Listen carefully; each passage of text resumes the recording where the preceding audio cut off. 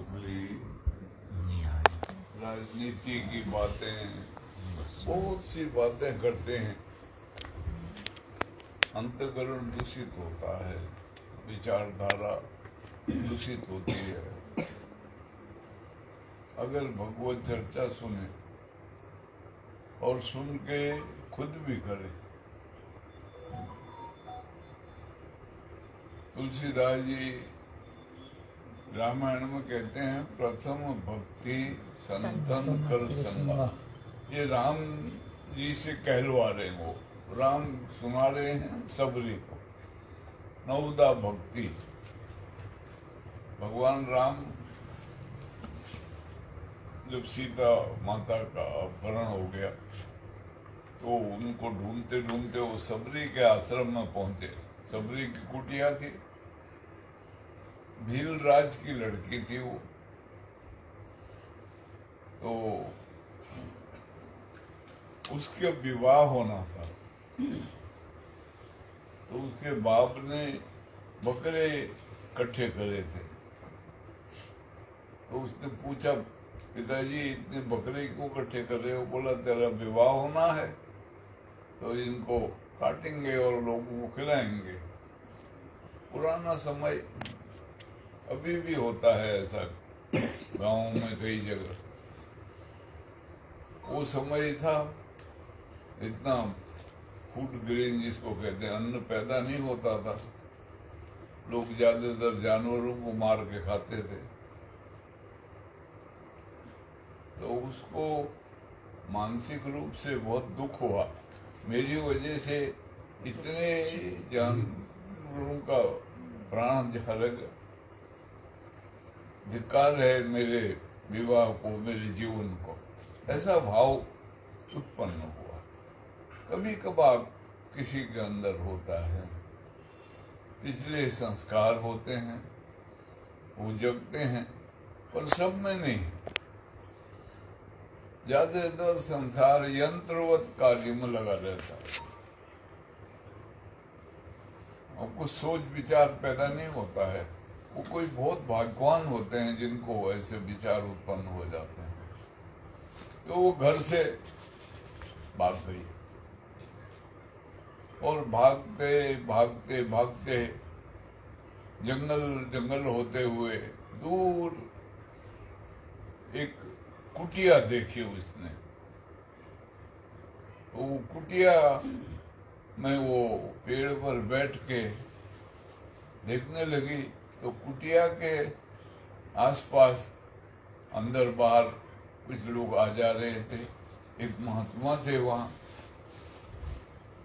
और वो पढ़ाते थे बच्चों को बाहर बिठा के आंगन में। तो ये ऊपर से पेड़ से सुनती थी उनकी बातें। और उस जमाने में ऐसा था, ज्यादातर लोग कंदमूल फल खा के जिंदा रहते थे। ऐसी बहुत सी वस्तुएं हैं संसार में, जंगलों में अभी भी, कि वो कंदमूल फल बहुत अच्छे होते हैं। तो वो अपना खोद के कहीं से खा लेती थी और वो पेड़ में बैठ के, वो जो पढ़ाते थे ऋषि, तो वो 8-10 बच्चे थे वहां, उनको वो पढ़ाया करते थे। पुराने समय में ऐसा रिवाज था गुरुकुलों का। गुरुकुल कहते थे, उसमें गुरु का स्थान होता था महत्वपूर्ण, और वहाँ बच्चे जाते थे अक्षर विद्या सीखने के लिए भी। और वैसे भी उस टाइम ये संसारिक भौतिक प्रचार नहीं था, न गाड़ियां थी, न स्कूटर था, न टेलीविजन था, न सिनेमा था, न ऐसे खाने पीने की चीजें, होटल रेस्टोरेंट गाड़ी थी। घरों में लोग रहते थे। ये अभी 40-50 साल से ज्यादा इसको पदार्थवादी युग कहते हैं, ये शुरू हुआ है। वो टाइम में ऐसा था नहीं, इतना विकास नहीं था, लोगों के पास कोई सब्जेक्ट नहीं होता था संसार का।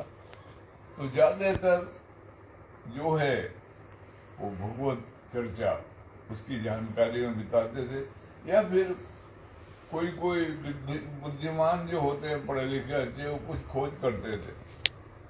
आज भी उनकी बातें चलती हैं, आर्यभट्ट जैसों की, जिन्होंने अंतरिक्ष में बड़ा खोज किया है, चाणक्य जैसों की बातें चलती हैं। और उनका बनाया हुआ शास्त्र अभी पढ़ते हैं बच्चे लोग, अभी भी समझने का प्रयास करते हैं। तो ऐसे पढ़ाते थे उस वक्त जो संत महात्मा थे, कोई आचार्यगण होते थे। ज़्यादातर ये जो भाषाएं थी, अलग अलग जो भाषाएं, एक एक प्रांत की अलग अलग, एक एक जाति बिरादरी की अलग अलग, बहुत पीछे इसका विकास हुआ। पहले संस्कृत चलती थी और संस्कृत में ही पढ़ते थे, इसलिए हमारे शास्त्र जितने पुराने तो सब संस्कृत में लिखे हुए हैं। विशेषता है संस्कृत, जाते अध्यात्म बात होगा, धर्म का कार्य होगा। वैसे सभी कुछ है, कर्मकांड आदि भी है, लेकिन ज्यादातर अध्यात्म का चर्चा होगी। इसलिए आज भी जो साधु संत हैं, जो विद्वान पुरुष हैं, संस्कृत पढ़ते हैं। और देश का दुर्भाग्य भी रहा, जिसको कभी आजाद हुआ, आगे महान लोग थे, सामान्य लोग, वो जानते नहीं थे संस्कृत, इसलिए उन्होंने वो भाषा लागू नहीं करी। मैं उस वक्त 8वीं में पढ़ता था, और ऐसा हमको उर्दू पढ़ाते थे, उर्दू पढ़ते थे हम लोग उस टाइम। तो ऐसा माना था कि शायद संस्कृत लागू होगी, लेकिन नहीं हुई। वो राष्ट्रभाषा हिंदी हो, देवनागरी राष्ट्रलिपि हो, और वंदे मातरम राष्ट्रगान हो, ऐसा पढ़ाया गया हमको बाद में। तो अगर उस टाइम ये भाषा जो है संस्कृत लागू करती होती हिंदी की जगह, तो आज आप सब लोग संस्कृत बोल रहे हो, धारा प्रवाह। लेकिन साधु महात्माओं ने रखा,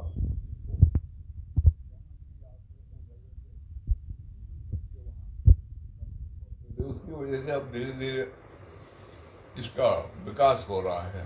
तो इसमें ज्यादातर अध्यात्म का जो रूप है वो ज्यादा इसी भाषा में है, इसी में प्रकट हुआ है, ऋषि मुनियों ने लिखा है। तो वहां वो पढ़ाते थे, तो वो सुनती थी ऊपर। तो वो ये जब रात को सो जाए तो वो पानी भर दे और आश्रम में झाड़ू पोछा लगा दे और पानी वानी छिड़क दे और लकड़ी लुकड़ी काट के वहां रख दे। तो एक एक दो दो जो विद्यार्थी थे, उनकी ड्यूटियां लगती थी बारी बारी से काम करने की। लेकिन जब वो उठते थे तो सब तैयार होता था, कोई और कर देता है, ऐसा उनको ख्याल हुआ तो वो सो जाते थे। एक दिन वो ऋषि, सिंगी ऋषि, वहां मतंग ऋषि नहाने के लिए उठे, तो पानी कुछ मट मैला था, तो उन्होंने वो खैर स्नान वगैरह करा। लेकिन जब वो बारी आई बच्चों को, तो पूछा उन्होंने कि आज किसने पानी भरा था सुबह? तो कोई नहीं बोला, एक दूसरे का मुंह देखे। बोला कि तुम कोई नहीं करता है काम? तो इसने कहा महाराज, हम जब उठते हैं सुबह तो यहाँ झाड़ू भी लगा हुआ मिलता है, पानी छिड़का हुआ भी मिलता है, पानी भरा हुआ भी मिलता है, लकड़ी भी है, कभी कभी कटी हुई रखती है यहाँ। तो बोला कौन करता है ये? बोला मालूम नहीं हमको किसी को। तो बोला अच्छा पता करना, कल मेरे को बताना पता करके। तो रात को 2 लड़के सोए नहीं, बैठे रहे चौकीदारी में। तो वो रात को आई सबरी, भील की लड़की थी इसलिए भिलनी कहते हैं, नाम उसका सबरी था। तो वो झाड़ू झाड़ू लगाए, उसने सब किया। तो उन्होंने लड़कों ने पकड़ लिया उसको, तू कौन है? तो उन्होंने कहा भील राज की लड़की हूँ और यहाँ आई हूँ मैं, और यहाँ सुनती हूँ, तो मैं इसलिए सेवा करने आती हूँ रात को, क्योंकि मैं छोटी जाति की हूँ इसलिए स्वीकार नहीं करेंगे महाराज जो है, इसलिए मैं रात को चोरी से करती हूँ ये काम। उन्होंने उसको पकड़ के बांध दिया। सुबह महाराज उठे, नहाया धोया उन्होंने, और वो अपने नित्य कर्म से निवृत्त हुए। बच्चों को पढ़ाने का टाइम आया तो पूछा, तुमने पकड़ा? बोला हाँ महाराज, हमने पकड़ के बांध रखा उसको। तो उसको लाए, तो उन्होंने कहा तू कौन है? बोला मेरा नाम सबरी है, मैं भीलराज की लड़की हूँ। और उसने किस्सा सुनाया, मेरा विवाह होने वाला था, उसमें बकरे काटने के लिए रखे थे, मेरे को बहुत बुरा लगा, मैं इसलिए भाग आई उधर से, और यहाँ मैं बैठती हूँ पेड़ पर, और आप यहाँ सुनाते हैं और कहते हैं सेवा करनी चाहिए, आदि आदि आप इनको बच्चों को सुनाते हैं, तो मैं भी सुनती हूँ। तो उसकी वजह से मैं ये सब सेवा कार्य करती हूँ रात को। बोला सामने क्यों नहीं आती? बोला मैं जाति की हूँ भील, आप हो उच्च कोटि के, और आप मेरे को स्वीकार नहीं करोगे, डांटोगे, भगा दोगे, तो फिर मैं कहाँ जाऊंगी?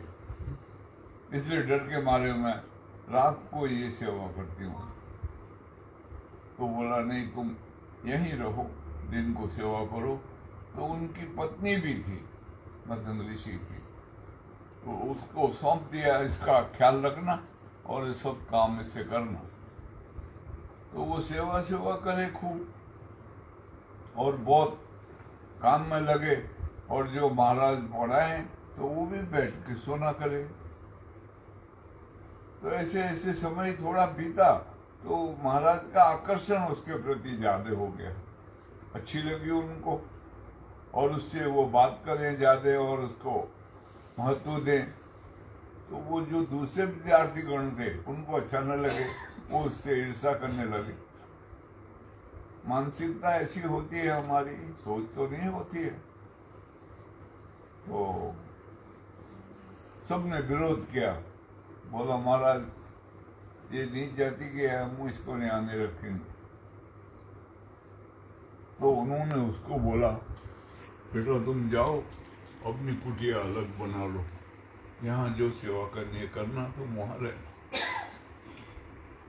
तो उसने अपनी कुटिया बनाई, वहां रहने लगे वो, और वो सेवा कर जाए यहाँ, और रात को सोने को उधर चली जाए अपनी कुटिया में। ऐसे कुछ समय बीता, तो वो जो पानी का सरोवर था वहां छोटा, जिससे वो पानी लाते थे और सब करते थे, पीते थे, उसमें एक दिन कीड़े पड़ गए। देवयोग से हुआ तो हल्ला मचा आश्रम में भी कि पानी में कीड़े पड़ गए। तो महाराज को पता लगा, तो वो गए वहां, देखा पानी में कीड़े पड़े हैं। बोला कैसे होगा ठीक? बोला कोई गुरु का भक्त है और वो इसको अपने पैर पानी में डालेगा तो कीड़े गायब हो जाएंगे। ऐसा मतंग ऋषि ने सबको बोला। सब वो अपने अपने पैर डाले उसमें, वो नहीं हुआ। तो बोला कोई भी नहीं है ऐसा गुरु का कोई भक्त, तो ये पानी तो ऐसा कैसे हमारा गुजारा होगा? तो उन्होंने कहा नहीं, एक और है, उसको बुलाता। तो ये सबरी को बुलाया, चलो बेटा तुम जाओ। वो रोने लगी गुरु के पैर पकड़ के, मेरे को ऐसा क्या हो? है मैं तो कुछ भी नहीं जानती हूँ। बोला तुम जाओ तो सही। तो ऐसी कहानी आती है, वो सबरी ने जब उसमें पैर रखे तो कीड़े गायब हो गए। तो सब आश्चर्य में हुए बड़े और आदर भाव रखने लगे उसके प्रति। थोड़ा मानसिकता में थोड़ा ख्याल बदला तो वो फिर आश्रम में आ गई, वहाँ रहने लगी। गुरु माता थी, उनके साथ सहायता करे, सब काम कुम करने लगे। मत्स्य ऋषि का समय पूरा हुआ, शरीर छोड़ के जा रहे। तो इसने भी कहा महाराज मैं भी आपके साथ ही जाऊंगी। उन्होंने कहा नहीं, अभी तुझे भगवत प्राप्ति करनी है, भगवान को प्राप्त करना है, अभी बाकी है थोड़ा, तो साधन भजन कर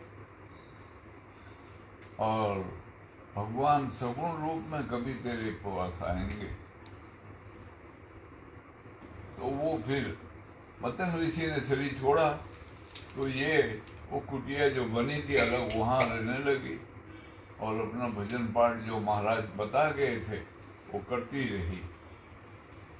तो यहाँ भगवान राम का जन्म हुआ और स्वयंवर हुआ, वनवास मिला और सीता माता का अपहरण हो गया रावण के द्वारा। सब कहानी तो पता ही है। तो भगवान जाते हैं जब,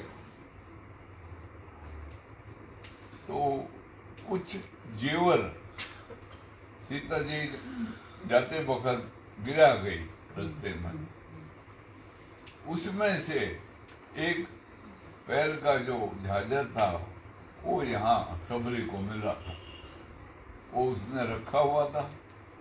भगवान राम जब उसकी कुटिया में पहुंचे तब उसने स्वागत किया। अब उस जमाने का स्वागत बेर तोड़ के खिलाए और वो भी चखे हुए थे उसने।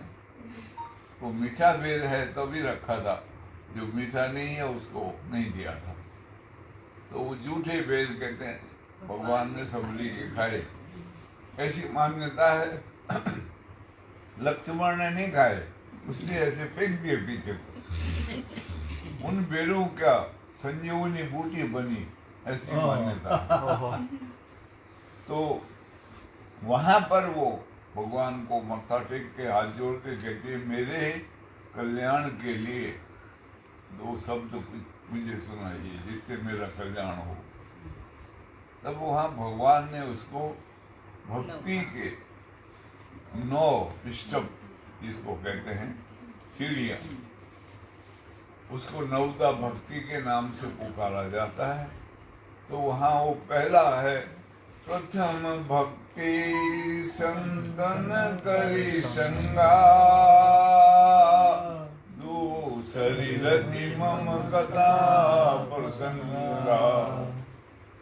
पहली भक्ति कहाँ से शुरू होती है? संतों के संग से। पूजा पाठ, हवन यज्ञ, दान पुण्य, तीर्थ व्रत, ऐसा कुछ नहीं बताया। साधु संग, जो संत महात्मा है, भगवान का भजन करते हैं, उनके संग में रहने से हमको भगवान के बारे में चर्चा करने का मौका मिलेगा, सुनने का मौका मिलेगा पहले, फिर हो सकता है आगे चलकर चर्चा भी करें। तो वहां पर कहते हैं गुरु पद पंकज सेवा, तीसरी भक्ति अमान, चौथी भक्ति मम गुण गण करहि कपट तजिगान। वाह। तीसरी भक्ति कहते हैं गुरु महाराज की सेवा करें, लेकिन मान रहित होकर के, मान न रखे उसमें मैं सेवा कर रहा हूँ, नहीं, महाराज की कृपा है, वो मेरे से सेवा का कार्य करवा रहे हैं और मेरे को, मेरा सौभाग्य है कि मुझे ये सेवा करनी पड़ रही है और मैं महाराज की सेवा कर रहा हूँ। सेवा तो हम करते ही रहते हैं, घर गृहस्थी की, बाल बच्चों की, मोहल्ले की, कोई सोसाइटी समाज की भी करते हैं, कोई राष्ट्र की भी करते हैं। लेकिन गुरु की सेवा इसलिए करी जाती है कि हमको हमारा अस्तित्व का जानकारी मिले, अपने होने का पता लगे। अभी एक श्लोक बोला था डॉक्टर ने, ईश्वरो गुरुरात्मेति मूर्ति भेदा विभागिनी व्योम्यव्याप्य देहाय दक्षिणे मूर्ते नमः। क्या है? ईश्वर, गुरु और आप सब एक ही हैं, कहते हैं। ईश्वरो गुरुरात्मेति, मूर्ति भेदा विभाग, वो मूर्तियों के भेद से विभाग है, अलग अलग हैं। अक्ल और शकल किसी की मिलती नहीं तो बड़ा मुश्किल हो जाए जीना। सब एक जैसे हो जाए तो। इसलिए ये भगवत कृपा है समझिए, या उसका करिश्मा है, ऐसा करिए। सबकी अक्ल अलग अलग, और ऐसे ही अक्ल अलग है, ऐसे ही नक्ल अलग है। सबका जीने का ढंग अलग अलग है, सोचने का ढंग अलग है, विचार अलग है, कर्म अलग है। शकल के साथ अकल का भी विभाग है, उसके अनुसार ही संसार चलता है। एक जैसी अक्ल सबकी नहीं होगी। कोशिश करते हैं बनाने की, थोड़ा मेल खा जाए, लेकिन नहीं होता है। और शकल भी अलग अलग होते हैं। मूर्ति भेदा विभागिने व्योमवद व्याप्य देहा है। मूर्तियों के भेद से विभाग है। कैसे? जैसे सब के अंदर आकाश एक ही है, सब ने वो आकाश को घेर घेर के कमरे बनाए हैं, और लाखों करोड़ों कमरे बने हैं। किसको घेरा है? आकाश को। सबके अंदर आकाश है। अब इसको हम कहते हैं मठाकाश, मठ का आकाश है ये। और जब ये दीवार गिर जाएंगी तो आकाश कहाँ जाएगा? आकाश में मिल जाएगा, कहीं नहीं, अपने स्वरूप में स्थिर रहेगा। तो ऐसे ही सबके अंदर परमात्मा का वास है, कहते हैं। मूर्तियों का भेद अलग है, परमात्मा एक ही है, उसमें भेद नहीं है। हमारे अक्ल में भेद है, उसके अनुसार हमारा व्यवहार होता है संसार में। परमात्मा उस व्यवहार को करने के लिए हमारे में शक्ति देता है। अगर हमको अच्छे विचारधारा है, अच्छा जीवन है हमारा, तो हम अच्छे काम करेंगे। अगर विचारधारा ही उल्टी है, इसलिए कहा है वो दक्षिणे मूर्ते नमः। किसको करे नमस्कार? जो सुरती तरफ चल रहे हैं। दक्षिण मूर्ति, दो मार्ग हैं, एक दक्षिण मार्ग, एक वाम मार्ग। जो संसार में चल रहे होते हैं सब, जिनका जीवन का ध्येय लक्ष्य संसारी होता है, वो सब वाम मार्गी होते हैं। लेकिन जिसका जीवन का ध्येय लक्ष्य परमात्मा होता है, अपना अस्तित्व जानना होता है।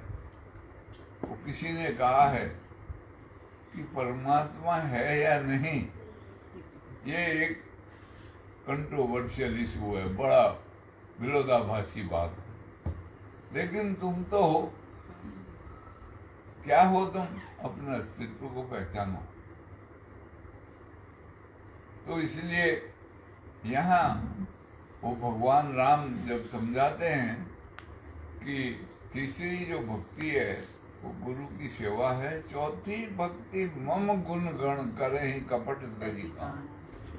चौथी जो भक्ति है, चौथा स्टेप है जो भक्ति का, चौथी कदम है जो, वो कहते हैं मेरा गुणानुवाद गाए। सुने पहले, समझे उनके पास, सेवा आदि करे, फिर मेरे गुणानुवाद गाए। चौथा स्टेप है वो, चौथी अवस्था में पहुंच जाता है वो भगवान के गुणानुवाद गाने वाला, उसके बारे में चर्चा करने वाला। उसका अंतःकरण में भगवत निवास हो जाता है। वो जान न पाए वो बात अलग है, वैसे सभी में भगवत निवास होता है, लेकिन हम जानते नहीं हैं। वो थोड़ा थोड़ा समझ के उसके बारे में बोलने लगता है। तो मंत्र जाप मम दृढ़ विश्वासा, पंचम भगति सो वेद प्रकाशा। वो कहते हैं ऐसा कोई मंत्र जाप है उसमें दृढ़ विश्वास हो जाए हमारा, तो वो पांचवी भक्ति है जो वेदों को भी प्रकाशित करती है। वेदों में भी उसके बारे में चर्चा होती है। मंत्र जाप मम दृढ़ विश्वास हो, उसका अभ्यास कर रहा हो और वो ऐसे ऊपर ऊपर करे, ऐसे नहीं, विश्वास के साथ। तो वो कहते हैं वो पंचम भक्ति है, वेदों को भी वही प्रकाशित करती है। हठ दम शील विरति बहु कर्मा, निरत निरंतर सज्जन धर्मा। छठी जो भक्ति है वो निष्काम भाव से कर्म करना, विरत होकर के वैराग भाव से संसार में रहना, इसमें अपना मन नहीं लगाना। हाथ कर्म में रहे, हाथ रहे काम में और मन रहे राम में। ऐसे जीने का ढंग आ जाए, उसको सीख जाए वो, तो उसका कहीं संसार में मन नहीं लगेगा। मन भगवान को दिया है, भगवान में लगेगा, उसी की बात में लगेगा। तो वो कहते हैं वो छठी भक्ति है। तो सातम मोहि मई जग जाना, मोते अधिक संत कर माना। सातवीं भक्ति के लिए भगवान कहते हैं मेरे जैसा सारा संसार, सिया राम मई सब जग जानी, करो प्रणाम जोर जुग पानी। संसार भगवान का है, ऐसा भाव मन में आए, मेरा और आपका किसी का नहीं है, वो कभी होगा भी नहीं। परमात्मा का है, इसलिए हमेशा स्थिर रहेगा।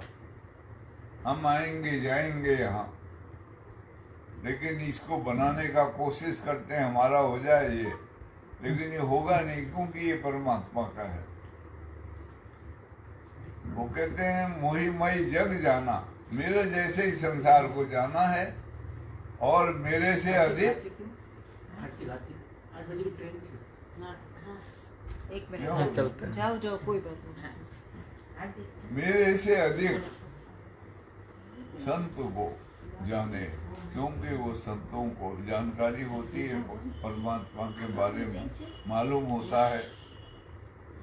तो इसलिए कहते हैं मोहिमय जग जाना, सातम मोहिमय जग जाना, मोह से अधिक संत करवाना। मेरे से भी ज्यादा संतों को महत्व देते हैं, जो उनको मानते हैं, उनको ये भक्ति के बारे में जानकारी मिलती है। तो भगवान ने 9 प्रकार की भक्तियों का वर्णन किया। 8वीं भक्ति यथा लाभ संतोषा, सपने ना देखे परदोषा। 8वीं भक्ति कहते हैं जो प्राप्त होए हमको अपने कर्मों से, अपने मेहनत से, उसी में संतोष करे और दूसरों के दोष ना देखे कभी। गीता में भगवान कृष्ण अर्जुन को समझाते हैं, इदम तूते गुह्यतमं प्रवक्ष्याम अनसूयवे, ज्ञानम विज्ञान सहितम यद ज्ञात्वा मोक्षस्य अशुभात्। अब कहते हैं अर्जुन, तुझे मैं एक रहस्यमय बात बताऊंगा जो ज्ञान विज्ञान के साथ प्रत्यक्ष मोक्ष देने वाला है, क्योंकि तू दूसरों के दोष नहीं देखता। असूया है। असूया का मतलब होता है जो अपने ही दोष देखता है, दूसरों के नहीं। तो इसलिए भगवान उसको कहते हैं अब मैं तेरे को समझाऊंगा ऐसा रहस्य, ज्ञान और विज्ञान के द्वारा जो प्रत्यक्ष मोक्ष देने वाला है,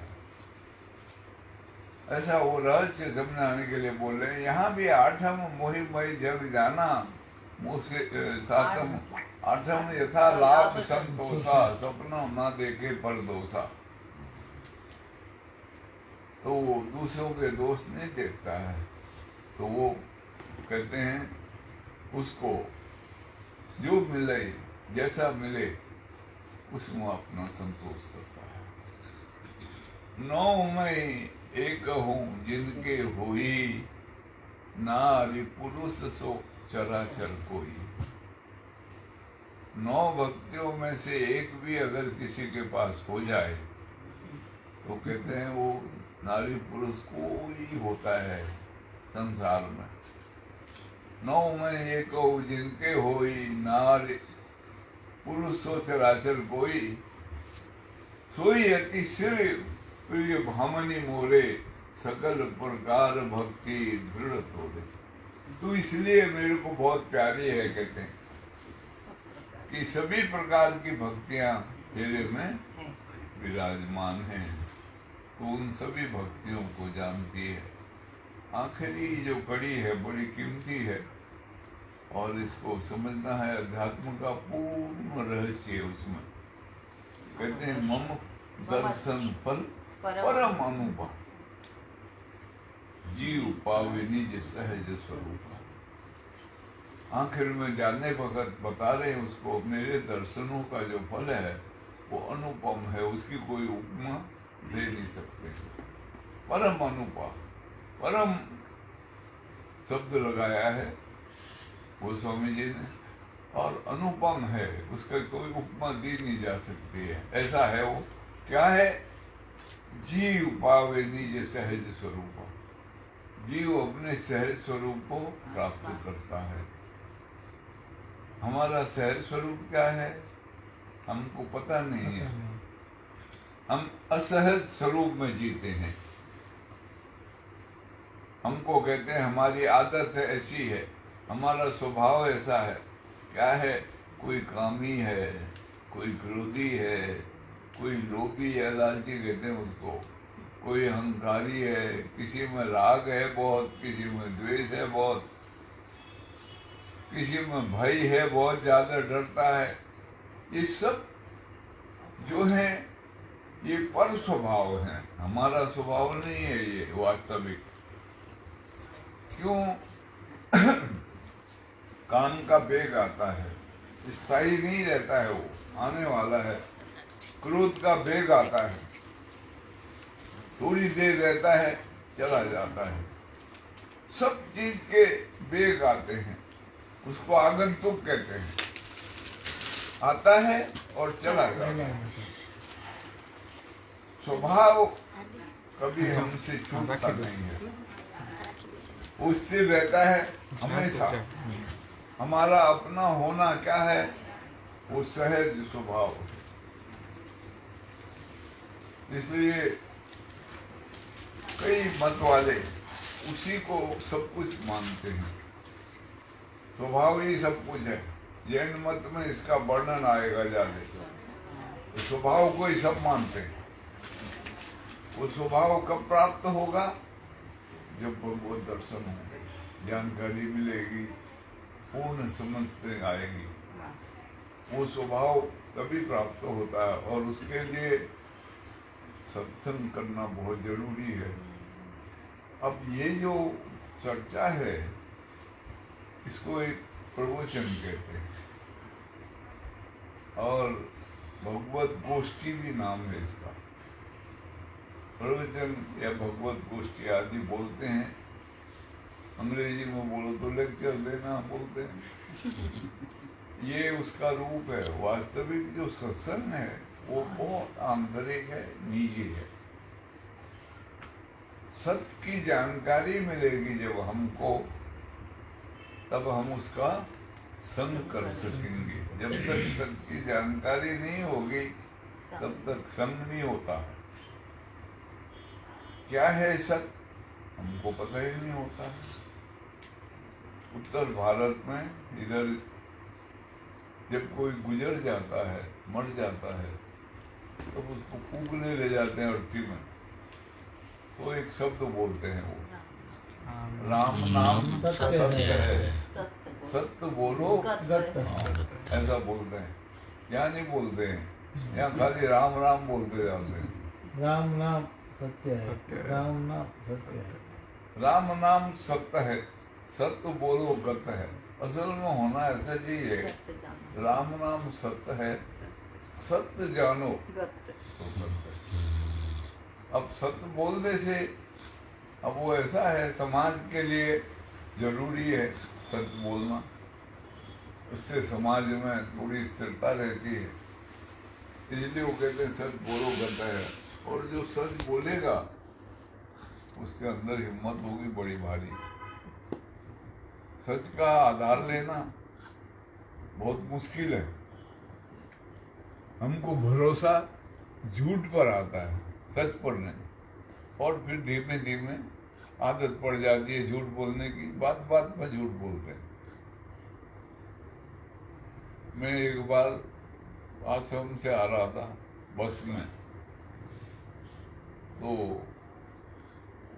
वो डिलक्स कहते हैं वहाँ, यहाँ लग्जूरियस कहते हैं, बस थी। उसमें मैं चढ़ा तो सीट कोई खाली नहीं थी। एक माँ से बैठे थे, उनके पास 2-4 किताबें और कुछ सामान था, उन्होंने बगल की सीट में रखा हुआ था। तो मैं आया उधर, मैंने कहा ये सीट खाली है, आप ये किसका है उठा लो। बोला नहीं नहीं, यहाँ कोई आने वाला है, पीछे जाओ। अब पीछे कोई सीट खाली नहीं, बस चल पड़ी। मैंने कंडक्टर को बोला, मैंने कहा सीट तो दो बैठने की, यार पहाड़ में कैसे जाएंगे खड़े खड़े। तो वो आया, उसने मुझको बोला ये उठाओ भाई आप, ये क्यों आपने सीट दूसरी रोक रखी है। उठानी पड़ी उसको, उठानी पड़ी। तो फिर वो उसने कहा आप बैठो इधर, मैं बैठ गया। मेरे को हंसी आई, तो वो मेरे से पूछता है क्यों हंस रहे हो। मैंने कहा आपकी अक्ल पर हंसी आई है। मैं जब आया आपसे पूछने के लिए कि सीट दे दो मेरे को, तो आपने कहा कोई आने वाला है। कोई भी आने वाला नहीं था, आपने उस अपना सामान रखने के लिए वो सीट खरीदी। मैंने कहा ऐसी छोटी सी बात पर आप झूठ बोलने लग पड़े। तो वो मेरे से बोलता है ज्यादा बातें मत करो, सीट मिल गई है। मैंने कहा तुम्हारा एहसान नहीं है मेरे को सीट देने का, ये तो कंडक्टर ने दी। तो ऐसी बहुत सी बातें होती हैं, बहुत छोटी छोटी बातें होती हैं, हम उन पर झूठ बोलते हैं क्योंकि हमको भरोसा झूठ का होता है, सच का भरोसा नहीं होता है। इसलिए सच बोलने वाले के लिए बहुत बड़ी हिम्मत की जरूरत पड़ती है। और सच की एक बात है, वो एक जैसा रहता है हमेशा। जब बोलोगे सत्य तो एक ही जैसा बोला जाएगा, और झूठ को बदलते बदलते रहना पड़ता है। लेकिन विचार नहीं जागते। अगर विचार जगेंगे तभी संभव है, नहीं तो बहुत मुश्किल है।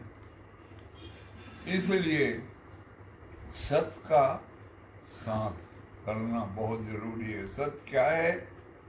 सत्य है हमारा होना, हमारा अस्तित्व, वो सत्य है। उसके साथ युक्त होना कैसे होंगे, ये साधु संत महात्मा महापुरुष जन बताते हैं। इसलिए उनकी महिमा गाई जाती है बहुत ज्यादा। वो भगवान को भी वो कहते हैं राम तजू हरि को न बिसारो, राम तजू गुरु को न बिसारो, गुरु के सम, हरि के सम गुरु को न निहारो। गुरु के सम हरि, हरि जैसा नहीं, उससे बहुत आगे। हरि ने जन्म दियो जग माही, गुरु जी आवा गमन छुड़ाए। भगवत के जो विधान है उसमें कर्म को महत्व देकर के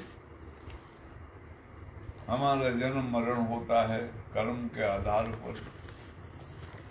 लेकिन गुरु ज्ञान के स्वरूप होते हैं और वो हमको निष्काम कर्म की शिक्षा देते हैं, भावना उत्पन्न करते हैं और उसके मार्ग में आरूढ़ करते हैं।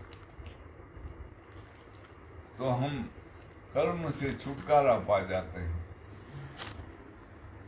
तो इसलिए सत्संग की महिमा और गुरु की महिमा का महत्व है। और उसको जानना चाहिए प्रत्येक ने सत्य क्या है, और उस सत्य का साथ करना चाहिए।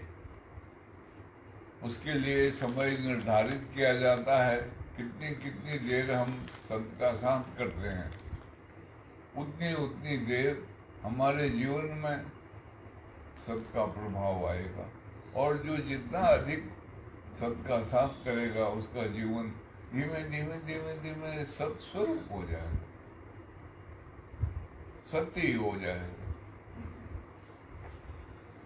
तो इसलिए सत्संग की महिमा गाई है और बोला है सत्संग, देखी अजब निराली महिमा सत्संग की। सत्संगत में मोती हीरे मिलते हैं पर धीरे धीरे, जिसने खोज निकाली महिमा सत्संग की। सत्संग उत्तम तीरथ भाई, करते हैं जो नेक कमाई, कर्महीन रहे खाली की महिमा सत्संग की। तो सत्संग का इसलिए बहुत महत्व है, और सत्संग ही जीवन में सब कुछ। सत्संगत से सब दुख टारे, जीवत को सत्संग उबारे, सदा रहे खुशहाली की महिमा सत्संग की। सब दुखों का दूर करता है सत्संग, और जीवन को उबार देता है। विचार बदल जाएं तो जीवन बदल जाता है, और विचार बदले तो मनुष्य बदलता है। जितने भी महान पुरुष हुए हैं, जिनको हम याद करते हैं, विचार ही बदले हुए थे। मनुष्य ऐसे ही था, वो हमारे जैसे विचार बदले थे, उसके द्वारा वो महानतम को प्राप्त हुआ। और विचार बदले तो कर्म अपने आप बदल जाते हैं। विचार निकृष्ट होंगे तो कर्म भी निकृष्ट होंगे, विचार उत्तम होंगे तो कर्म भी उत्तम होंगे। इसलिए सत्संग का और संत महात्माओं का महत्व बड़ा है। तो ये आना होता है यहाँ, तो सत्संग वगैरह करते आए रास्ते में। जब से चले जामनगर से, वहाँ भी सत्संग करते थे। काम और कुछ है नहीं, उसके अलावा करते रहते हैं, और उससे किसी का भला हो या न हो मालूम नहीं, पर अपने को भगवत वाणी बोलने का अवसर मिलता है। कभी देखा होगा, रात को चौकीदार होता है, वो आवाज लगाता है, जागते रहो। जागते रहो। कितने लोग जागते हैं? कोई नहीं। और गुस्सा आता है, बंद करे बकवास, अल्लाह मचा रहा। लेकिन वो पता है, वो अगर आवाज लगाता रहेगा तो खुद जागता रहेगा, और कोई जागे या ना जागे।